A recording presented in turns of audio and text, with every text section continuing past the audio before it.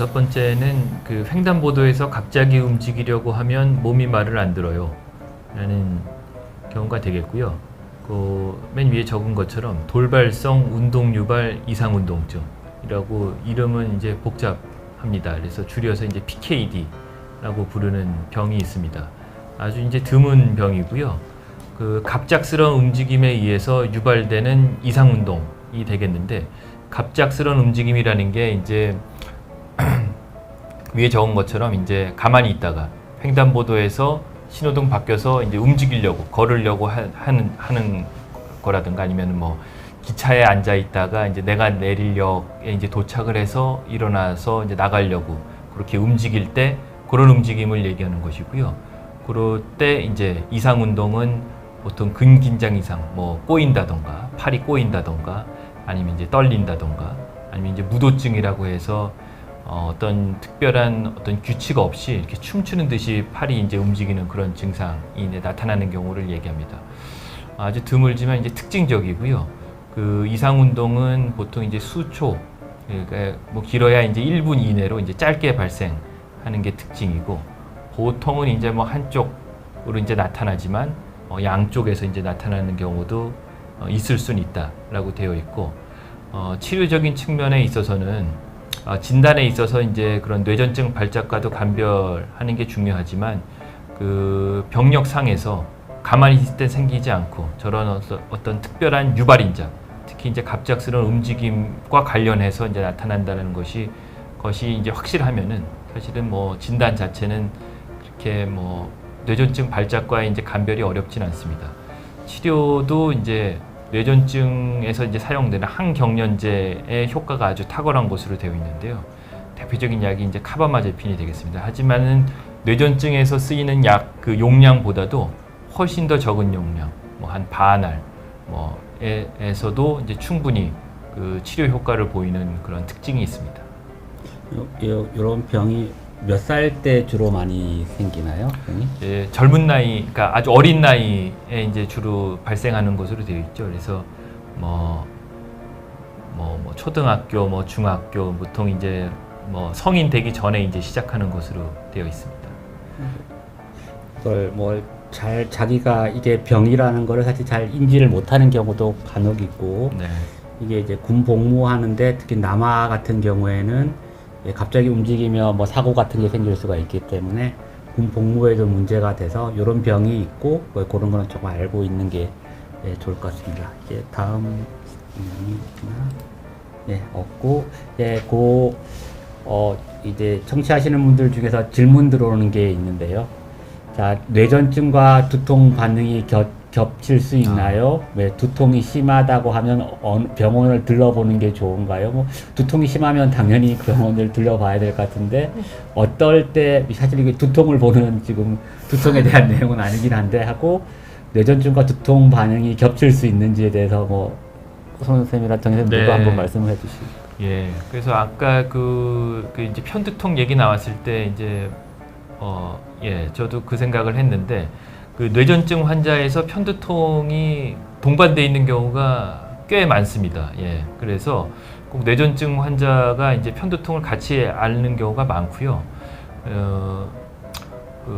그렇습니다. 그래서 이제 편두통이 동반되어 있는 경우에는 뇌전증과 별개로 그 편두통에 대한 약물 치료, 아주 잦은 경우에는 예방 치료, 아니면 이제 가끔 있는 경우에는 이제 급성기, 아플 때 이제 먹는 그런 약물 치료가 필요할 수가 있겠습니다.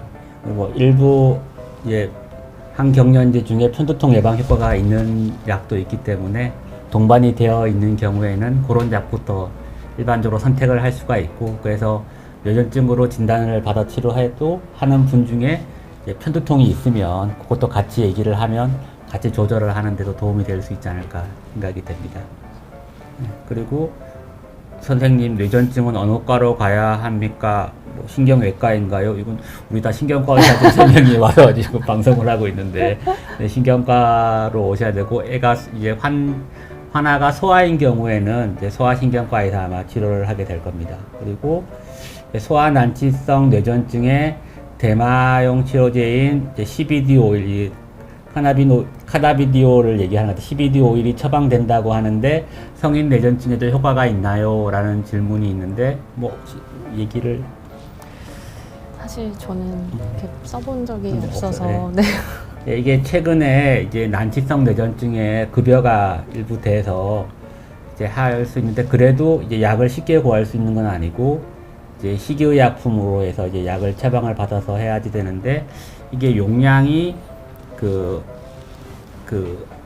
몸무게에 따라서 달라지기 때문에 급여가 된다고 해도 성인에서 이게 그 몸무게에 따라서 용량을 쓰는 경우에는 비용이 꽤 비싸게 계산을 해보면 그렇게 되더라고요. 그래서 저도 한 두어 명 정도는 써본 적이 있는데 이게 그런 우리가 고생을 이제 약 구하는 데도 힘들고 비용도 많이 들고 이게 또 한 병당 이렇게 팔기 때문에 그런 거에 이제 노력에 비해서 환자분이 얻는 이제 이익이 그렇게 많지는 않아서 중단을 했는데 그래서 아직은 주로 소아 난치성 환자한테 용량도 조금만 필요하니까 쓰게 되고 다른 약들을 다 하고 수술적 이제 치료를 고려를 하고 난 다음에도 그래도 안 된다 그러면 이제 한번 마지막으로 고려해 볼 수 있는 정도가 아닐까 예 정도 이렇게 생각을 하겠습니다.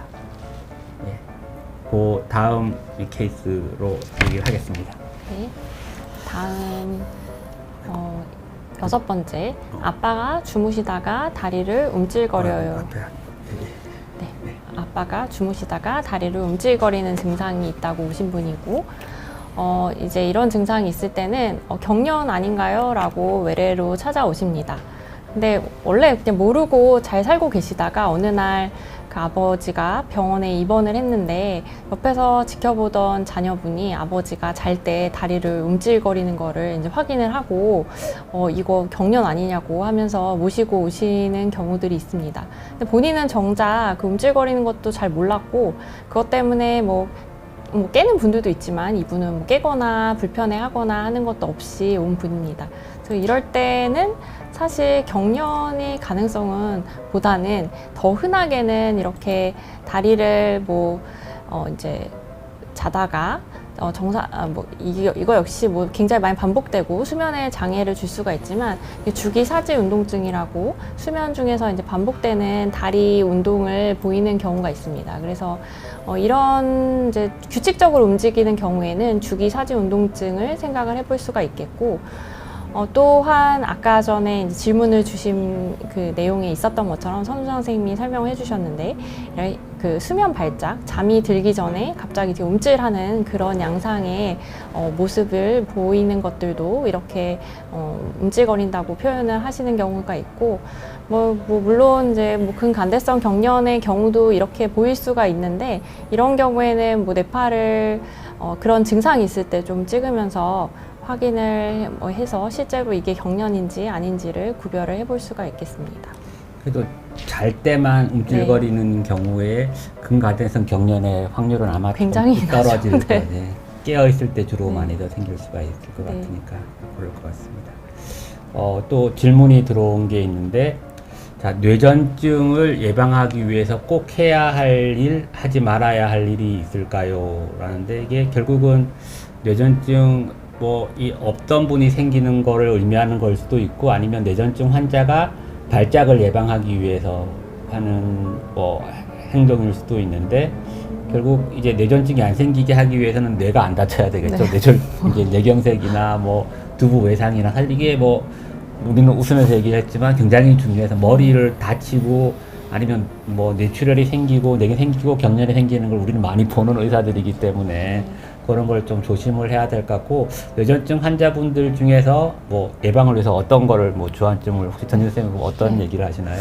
보통 이제 가장 강조를 하는 부분은 일단은 성인분들에게서는 술을 먹는 분들은 금주를 하시라고 이제 굉장히 반복적으로 많이 말씀을 드리고 있고 근데 잠을 충분히 자야 되고 근데 청소년기에 이제 청소년기 환자분들 중에서는 밤중에 핸드폰을 하고 친구들이랑 게임하거나 이런 시간을 보내느라고 굉장히 늦게 자거나 하시는 분들이 있는데 수면 부족도 발작을 유발을 시킬 수가 있기 때문에 그런 부분들을 좀 주의를 하도록 하고 있습니다. 선생님 혹시 더 뭐 추가할 내용? 예, 저도 뭐 거의 같은 내용입니다. 그래서 저는 그 지금 술하고 이제 잠하고 이제 약 해서 그 세 가지인데 그 3단 콤보가 있죠. 그래서 밤새서 술 먹고 다음날 약 안 먹고 이렇게 하면 이제 예, 3단 콤보가 되겠습니다. 그래서 그 세 가지를 잘 주의하시는 게 좋겠습니다. 그래서 이게 약을 잘 안 챙겨 먹고 증상이 생겨서 오는 경우에는 참 의사로서 난감한 게 이게 혈중의 피 안에 약효가 떨어져서 증상이 생기는 거 약을 또 올릴 수도 없고 그렇죠. 약을 잘 드시고 만약에 약에 부작용이 있거나 약을 뭐 아침약을 빼먹거나 저녁약을 빼먹거나 이전에 방송에서 말씀드린 적이 있는데 그런 경우에는 뭐 한 번을 먹는 약으로 바꾸거나 부작용이 좀 덜한 약으로 바꿀 수가 있기 때문에 제일 중요한 건 아마 뭐 술 적게 먹고 잠 잘 주는 것도 중요하지만 약을 잘 드시는 게 일단 제일 중요하지 않을까 생각됩니다. 그리고 시간이 조금 부족한데 좀 하면 뇌전증 때문에 갑자기 심정지가 와서 죽는 일도 있다는데 왜 그렇죠? 이게 조금 어려운 얘기인데 선생님 혹시 뭐 잠깐 얘기해 줄 수가 있는 수대 얘기하시는 것 같은데. 예, 그 난이도가 있는 내용인데 어떻게 이거를 예 왔는데요. 예, 있습니다. 굉장히 드물지만 그 뇌전증 때문에 이제 갑자기 이제 돌아가시는 돌연사하시는 경우가 있습니다. 근데 일반적인 뇌전증 환자에서 흔히 있을 수 있는 일은 아니고요. 아주 이제 심한 뇌전증, 여러 가지 약을 쓰는데도 이제 약물 난치성 뇌전증 환자들에서 심한 뇌전증 앓는 분들이 특히 이제 자다가 이제 갑자기 다음날 안 깨고 이제 돌아가시는 경우 얘기하는데 아직도 이제 정확한 그런 기전은 잘 모르지만 이제 심장과 관련해서 갑작스러운 심정지가 이제 원인으로 생각이 되고 결국은 심장은 자기 스스로 이제 자율적으로 이제 뛰곤 있지만 결국은 그거를 컨트롤하는 것은 이제 뇌에서 하는 일이고 뇌전증 발작이 있을 때 그런 어떤 자율신경, 심장을 컨트롤하는데 이상이 오면서 그렇게 이제 심정지가 이제 유발될 수 있을 것으로 생각이 되고 있습니다. 뭐 선생님 혹시 더 추가는 없습니다. 네, 그 다음에 질문인데 어렸을 때 경기를 많이 했고 열성경련일 것 같은데 나중에 나이를 좀 더 먹었을 때 뇌전증에 조금 더 생길 위험이 있을지에 대해서 상당히 이게 뭐 좋은 질문인 것 같은데 혹시 전 선생님 혹시 네. 얘기를 네, 아까 이렇게 나왔던 그 축두엽 부위의 뇌전증 같은 경우에 어릴 때 이제 열이 나면서 경련을 굉장히 많이 했던 분들의 경우에 추후에 그 이제 해마 부위에 이제 해마 경화증이 생기면서 축두엽 뇌전증이 발생할 확률이 이제 높아질 수가 있습니다. 그래서 이전에 경련을 했으면 그런 위험성이 이제 성인 초기쯤부터 축두엽 뇌전증 증상이 발생을 할 수가 있겠습니다.